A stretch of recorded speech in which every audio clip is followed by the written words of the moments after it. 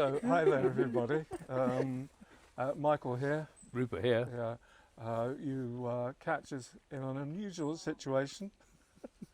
We're on tour. We're in France. We're in Brittany with a group of wonderful people, and this is the first place we're visiting in the whole tour. This is La Roche-Aux-Fées. Those fairies get everywhere. Yeah, dating to about 5,000 years ago, 3,000 BC, and believe it or not, it's going to be probably the youngest site that we visit on the whole journey. So, which is quite extraordinary in itself. But no, when you look at the scale of this one, particularly the portal stone at the very front, that's probably, I don't know, what's that, 30, 40 tons, something like that. Let's wander through. Can I ask a question? Yes, of course. Hello, this is Mary, by the way. You're on YouTube. I know. Yeah. I was just wondering, how much do we think is buried below this ground? Not much. There's nothing. We're almost on the bedrock. The soils are pretty thin. Oh, right. Yeah. Okay. So Yeah. there's not a lot underground. No, if there was any burial here, it would have been on the ground pretty much as you see. I presume there were. But by this time, there would have been multiple burials. There were here, yeah. Yeah, not singular ones. So yeah, but as I was just saying, the acid soils around here don't preserve organic remains. So yeah. Oh, but Let's take folk just through the we walk and talk. walk and talk.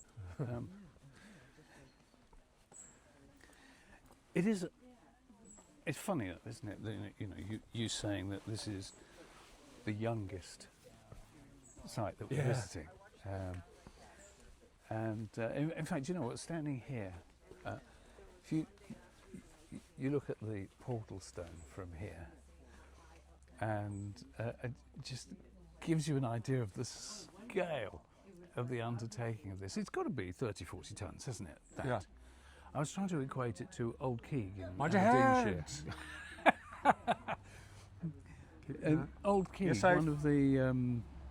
one of the recumbent stone circles in Aberdeenshire, that is about 40 tons, and it reminds me very much of that. It's about that size, isn't it? Do you think? How do you move that weight of stone? That old chestnut. Do you think it was cows? I wonder if they had anything to do with it. Mind your head. Yes, I'm doing my best. Very good. You don't want any injuries this early on. Gosh. It's remarkable looking at this. Yeah. This stone, there's not a whole lot. I know. Actually holding I this stone know. up.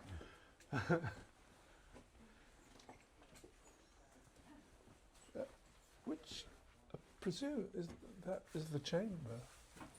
Oh no, it's the chamber. That's more than one, though, isn't it? Yeah, there are. Yeah. Oh, and the divisions are on with big rocks on that side as well. I wonder how many people were buried here. Would they have had smaller stones in between, or does anybody know? Don't know. Difficult to say.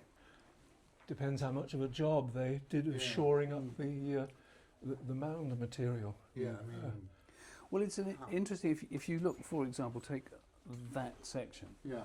So you've got the two massive stones coming in, creating a separation. Now, what, if anything, was happening outside of that? Don't know. But clearly that is a distinct chamber. It's interesting. Something I've never. Mound, they really were interested in retaining this as an open space, which meant they had to fill in the cracks with something. Maybe not. It's difficult Or maybe, to say. maybe they won't retain the interior space. Yeah. Again, it's one of those things that when nothing is known, Yeah. that you can come up with ideas. Oh yeah, they say this was under a mound. Why do you say under a mound? Primarily because that's how the capstones were done? Well, it's because it is known from various places that sometimes the mounds are still present. Yeah. So you know that it was covered. But there are also a number of places where the archaeology really suggests that the mound never reached the top, Ah. which might have been a practice of just protecting the inside, maybe to make it dark, maybe to stop animals coming in. You know, there's all sorts of possible reasons. Yeah. But you know, one of the real driving thoughts with a lot of the very, very massive and flamboyant places is why do something as flamboyant as putting a 40-ton lump of rock there? You know, ta-da! Look what we Yeah, can do, yeah. and then cover it to make it look just like a mound of earth. Yes. And don't know, just Yeah. don't know. Yeah. And it's one of the joys, actually, of this aspect of archaeology, that Yeah. that because there are so many aspects that genuinely are not known, Yeah. that you know, you can come up with all sorts of ideas. Well, it's interesting that in Ireland, in New England, they have these structures that look like the things in Ireland or something, where it's two stones holding up to Yeah, yeah. Except somebody or other has decided that they were actually just glacial debris. Glacial erratics. Yeah. I think the thing is with places like this is just one of thousands and thousands all over northwestern Europe Yeah. that follow the principle of a few stones supporting a few big stones, or Yeah. even just one big stone. And it's been the study of all, you know, what study has been done, that people have begun to make assumptions about things like mounds over them, depending on whether you've got tumulus material in the area around it. Here, particularly, you can see there's a slight rise just all around the place where the material has fallen away. Mm-hmm. Yeah. Anyway, we'll see not many exactly like this, but quite a few other Yeah, examples. similar. At least, yeah, two varieties. Yeah. Do they have any idea how deep the rocks go? Not very much. Not very much. The Oh. soil's pretty shallow. Okay. Yeah, yeah.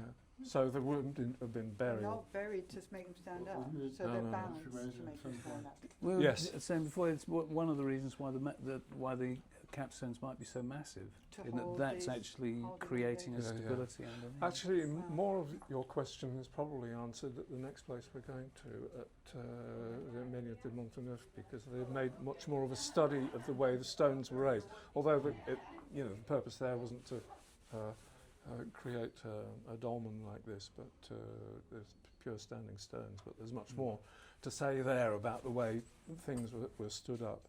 So, yeah, I guess the material that we're walking on is probably tumulus material that's fallen through, so that the original floor would be considerably further down, but even then there wouldn't be much soil to.